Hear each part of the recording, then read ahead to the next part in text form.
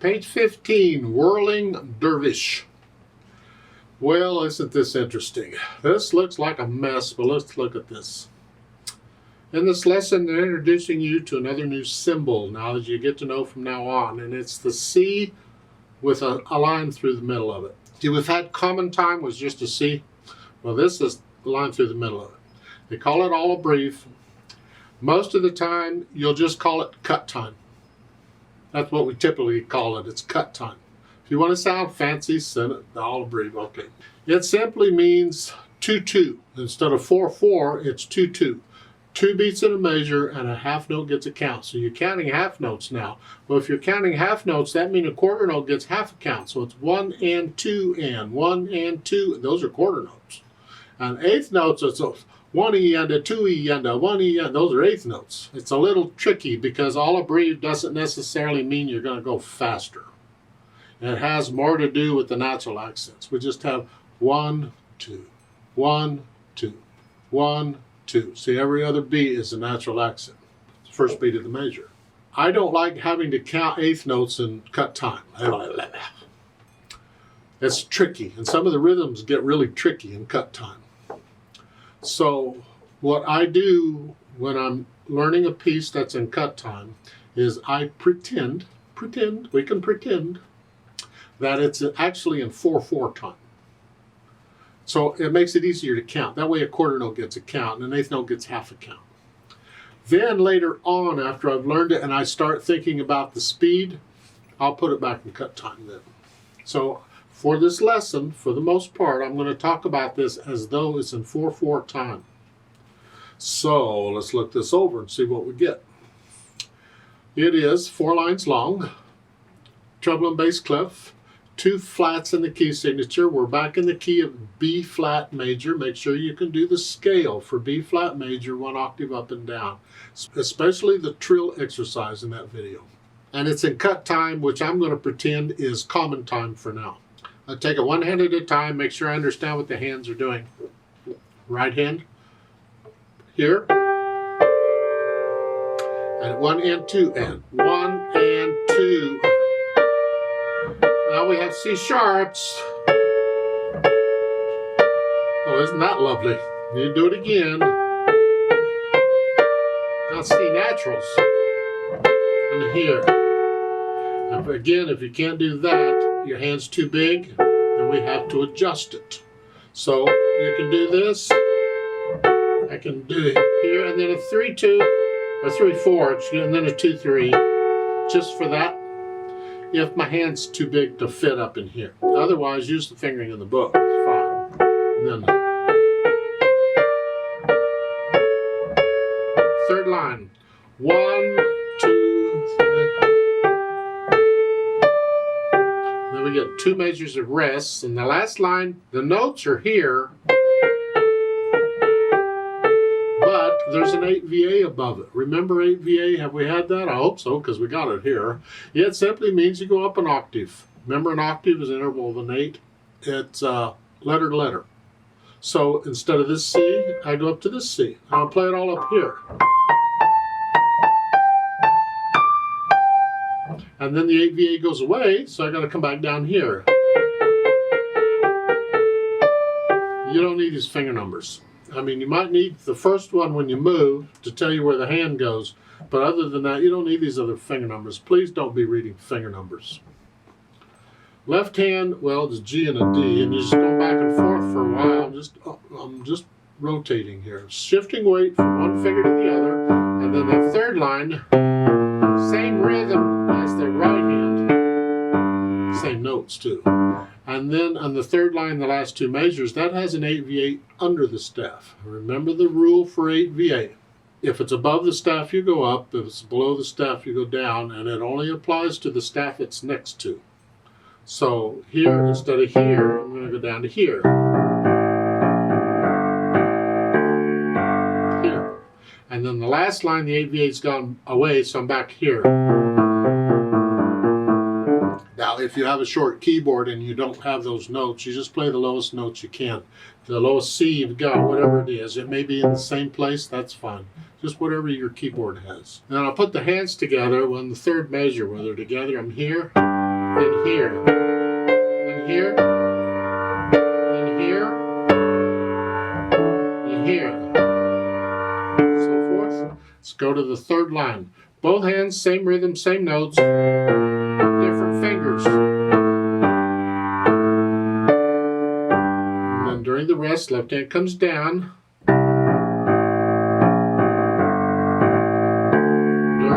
Then the right hand goes up, and your right hand can go up at any time. Just make sure it's there before you need it. And then the last one, the left hands come back to here and the right hands come back to here.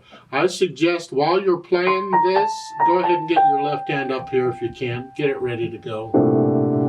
That way, during the rest, you only have to deal with moving the right hand. The left hand's already in place. I don't want to have to deal with moving both hands, especially when they're going opposite directions. That gets tricky. So try and get the left hand up, and then that way you're ready with the right hand.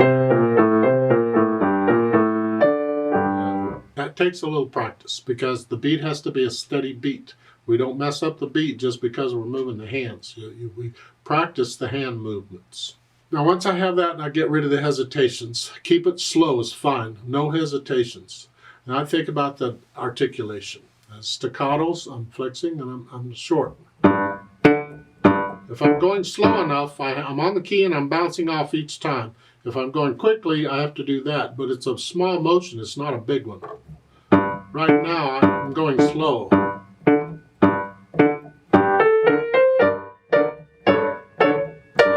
See the last note, the first line in the upper staff has an accent? Play it louder.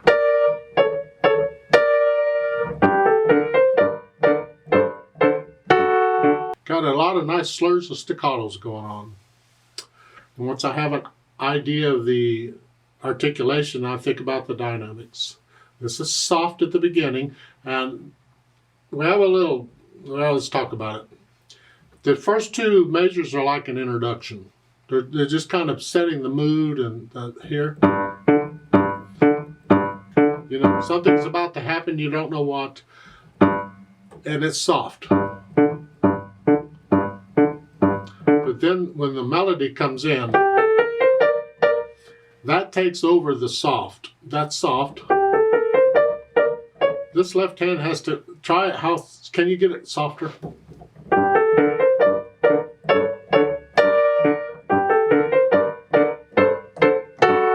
In the third line, you come up to moderately loud.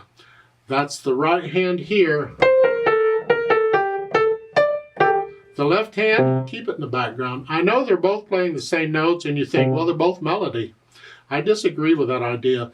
In my mind, it's the right hand is the melody and the left hand is still harmony. It just happens to be playing in octaves. It's just. And then you're soft. And this is kind of a trick on piano because when you get down low, it just wants to get louder. So to get soft, you have to think like very soft. And then up here, very soft, but it's easier to get soft when you get up high. So just think very soft. And then at the end, it's kind of for effect. It's both hands together. It's like a duet on that point. There's different ways of interpreting it. I could have treated the third line, the first two measures, I could have treated that like a duet too. So how do you look at it? Because that affects your dynamics and how you're playing it, your interpretation. Different ways of doing it. There's no right and wrong here. It's just different ways of doing it. Then once I have an idea of all of that, then I think about the speed, which means I want to put it back in cut time. I want to feel this in 2. 1, 1, 2, 1. Actually, I'm feeling it more or less in 1. All right. The natural accent is just on the first beat of the measure. It has to be accurate. How fast can you do that? How fast can you make those and these? How fast can you do those accurately? And that's going to tell you what your allegro is going to be.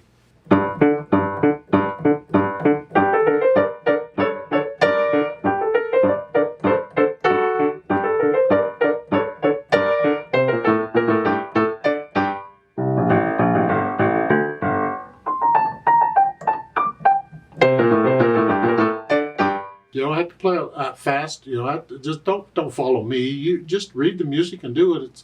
Have fun with it. Let's play it together very slowly and check the notes and the rhythms. Not going to do the dynamics, not the louds and softs. No, I'm going to play both hands about the same. All we're doing is checking notes and rhythms. That's it. I'll give us 4 counts. I'm going to do this in 4/4 times, where a quarter note gets a count. 1, 2, ready, go.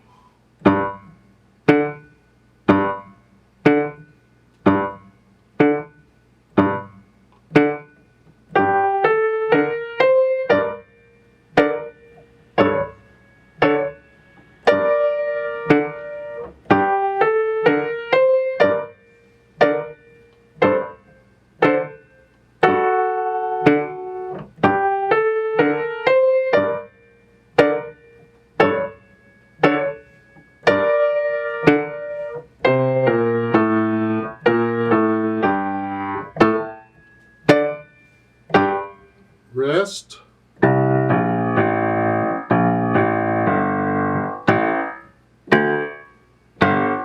Rest.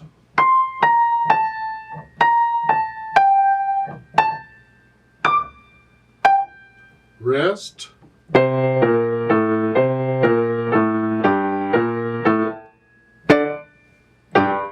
Rest.